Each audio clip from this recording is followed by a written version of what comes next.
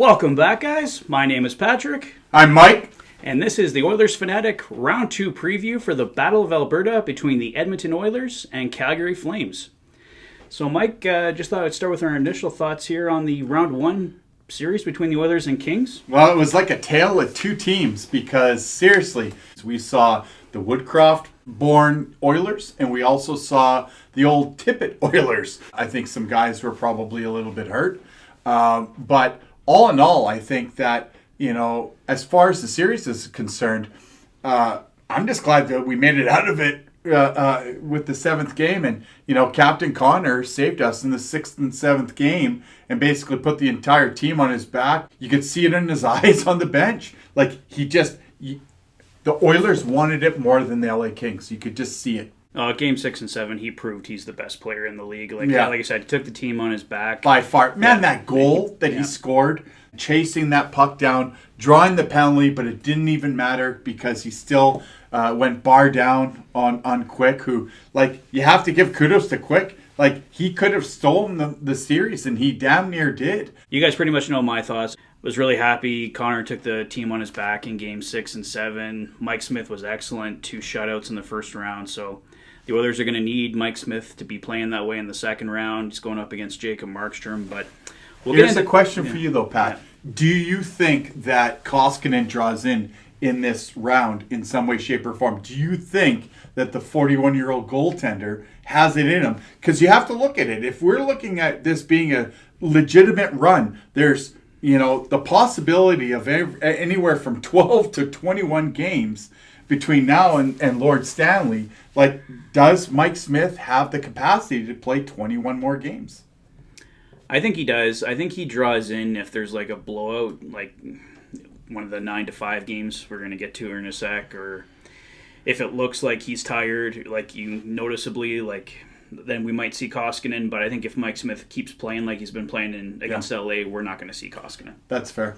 So let's talk about how we got here. The Edmonton Oilers defeated the Los Angeles Kings in round 1, 4-3. And the Calgary Flames defeated the Dallas Stars 4-3 as well. Hey, big shout out to Ottinger, though. that guy faced a barrage of shots last night. So with Calgary finishing first in the Pacific, they'll have home ice advantage for this series. So until we win the first 2 games and then we get it back. Until that happens. So the Oilers and Flames last met in 1991. The Oilers won in 7 games. So, how old was I in 7? Yeah, I was 7. So. I was in high school. Yeah, so it's kind of similar to the Oilers-Kings series last round. So, it's been a while since the Oilers and Flames have played, so should be good. So the Oilers and Flames played each other 4 times this season. They split the season series 2-2. The Oilers won the first matchup on October 16th, 5-2. On January 22nd, they beat the Flames 5-3. And then the Calgary Flames won both games played in March, took down the Oilers 3-1 on March 7th, and then the infamous 9-5 slaughtering on March 26th. That was the night no goalie could make a save, and sadly, 5 goals didn't get you a win. Pretty brutal. Yeah, I think we all remember that game. We all remember to forget that game. Yeah. The Fanatic rundown following that game was a lot of fun. I had a few beers on that one. So I've selected 3 players from each team that I think will be the key players in the series. For the Calgary Flames, I've gone with Johnny Gaudreau, of course. He finished with 115 points this season, 40 goals, and 75 assists. And so far in the playoffs, he's recorded 2 goals and 6 assists. Next up, I had Matthew Tkachuk. He finished with 104 points, 42 goals, 62 assists, and in the playoffs he currently has 1 goal and 5 assists. And my third player from Calgary, goaltender Jacob Markstrom. He finished the season with a goals against average of 2.22 and a save percentage of .922. And in the playoffs, he has a goals against average of 1.53 and a save percentage of .943. Yeah, there wasn't a lot of goals scored in that series with Dallas, and I totally understand that, but Oilers and Dallas are 2 totally different teams. So my 3 key players for the Edmonton Oilers, probably pretty easy ones for you to guess. Connor McDavid, 123 points, 44 goals, 79 assists, 4 goals, 10 assists in the playoffs so far. Leon Draisaitl, 110 points this season, 55 goals, 55 assists. Guess he planned that. And 5 goals and 4 assists so far in the playoffs, despite being injured. And my third guy, Evander Kane, the Oilers' leading goal scorer so far in the playoffs. He finished with 39 points in just 43 games played, almost a point per game pace. He has 22 goals and 17 assists in the regular season, and so far in the playoffs, 7 goals and 2 assists. For me, Evander Kane is number one, because you got to look at this simple fact that Calgary is going to try and shut down as much as they can Connor and Leon, right? Leon not being 100%, it's probably not going to be as difficult, right? It's going to be up to, if it was me and if I was Woody, I'd be like, Cece and Kulak, you are my new number one tandem. I would put Nurse with Duncan Keith so that Keith can keep Nurse level-headed so there's no more stupid suspensions. Peros must have been drinking that night because there's no reason why that is worth a 1-game suspension. And all the other violations that happened in the first round, not one of those other guys, which were legitimately almost all repeat offenders, never got any suspensions. It doesn't make any sense to me. The other thing was, too, is the officiating. We have to say something about that. The start of that series to the end of that series, it was a tale of two officiating series as well. Because they start all the series in the NHL with calling damn near everything like they would in the regular season. And then by all the Game 7s, they were calling absolutely nothing, which is absolutely asinine. So next up, we're going to take a look at the Oilers and Flames head-to-head through the following categories: coaching, forwards, defense, and goal. So we'll start with coaching. Jay Woodcroft takes on Daryl Sutter. In this category, I think the edge definitely goes to Daryl Sutter. He has the track record, the Stanley Cups. He's done it all. I kind of found, I gave Jay Woodcroft the edge over Todd McClellan in the first round, but you could tell there was moments that Jay Woodcroft was out-coached by Todd McClellan. But I think Jay... Pretty much that 4-0 game was about the only one that I saw where he was out-coached. Just in how the lineups and the scheme worked on that game. Yeah. But you're right. It was pretty close. But I'm sure Woody was picking stuff up along the way, right? It's his first playoff. You're not going to come in imperfect, right? Right. Yeah. You have to learn. If he mastered it all, he would have been a coach a long time ago. So next up is forwards. Now, there's a lot to debate at forward for the Oilers and Flames. The Oilers' big guns had more points overall, and Connor McDavid and Leon Draisaitl are consistently, year after year, considered among the best in the game. On the other side, Johnny Gaudreau has had an incredible year. Matthew Tkachuk wasn't far behind him points-wise. And, of course, there's the question of depth, which you can also greatly debate. I think the Oilers will definitely need guys like Zach Kassian, Josh Archibald. Josh Archibald had an excellent round one for the Oilers. I think a lot of people were giving him crap. Especially when he could come in and he could play every game. Yeah. He brought a lot of energy and he was hitting. I agree, 100%. So Kyle Turris got the call up. So I don't think we see him at all. I think it was just... is that just a move? Because Bakersfield's done. So they're going to be bringing a bunch of guys up over the next few days, and I don't. Is it just for practice kind of deal? Yeah, I can't see Kyle Turris breaking into the lineup over anyone they have up here unless they run into a whole whack of injuries or something like that. I'm looking at it from the fact of they're thinking that this could be a bruiser series. Yeah. And the fact that they might lose a couple bottom 6 guys, possibly, right? Well, you look at the fact that Fogle never played the last 2 games, right? So it's going to be interesting to see what happens. Yeah, that's why I wouldn't be surprised if Devin Shore draws in. Kyle Turris could draw in if they lose 2-3 guys. I don't think he's going to be the first one to draw in or anything like that, though. But 2 other guys I was going to mention, Evander Kane and Darnell Nurse, they need those guys to bring that toughness, bring that energy, because this is going to be... But a harness toughness. You can't get suspended. You can't... Take dumb penalties. You can't get goated if you're a Darnell Nurse or Evander Kane. You don't want to be that. You don't want to be Darnell Nurse or Evander Kane, especially going and getting goaded in by these guys, because that's going to be their game plan. Their game plan is to try and be as much of a pain in the ass for these guys and try to get away with as much as they can. It's going to be interesting to see what the officials do with this Battle of Alberta, because, like I said before, I've seen it so many different ways over the years. back in the 80s and 90s where, it could be a complete bloodbath or it could be a complete bloodbath. Well, right? I could see the refs calling a lot of penalties in game one just to try and get control over it if things start heating up. See, but they tried to do that in the first round, man, and look what happened. Yeah. There was no control. By the end of the series, all these series that went to 7 games, there was not the guys are basically doing whatever they wanted. Hence why a couple of our guys are roughed up. Yeah. So next up we got defense. So the Calgary Flames on average in the regular season allowed 2.51 goals against. And the Edmonton Oilers, on average in the regular season, allowed 3.06. Obviously, a big factor in the Flames' number is the goaltending, not just the defensemen.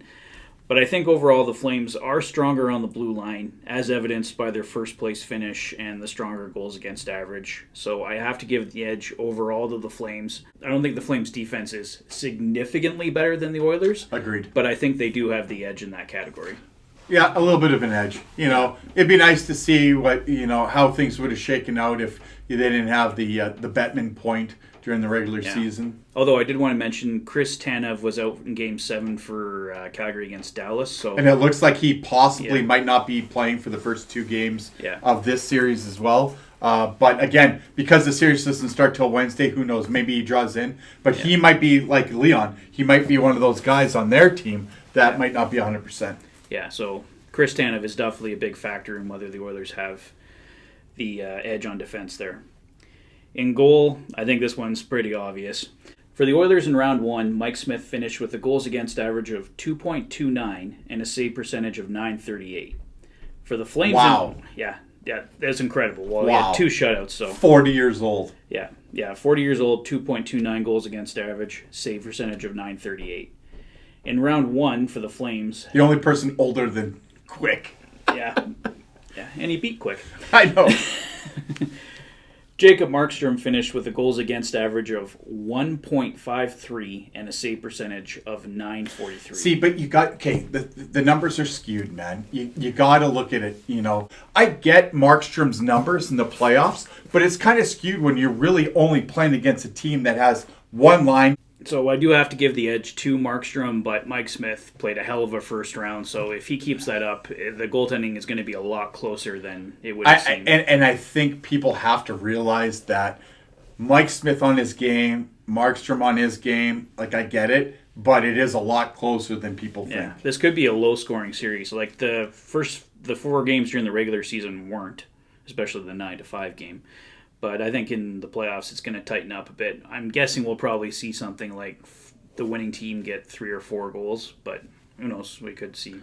I don't know. I didn't predict 6-0 and 8-2 victories for the Oilers against the Kings, so who knows? So overall, it's a draw at forward, and I give the edge to the Flames in every other category out of those 4 categories. But you know what?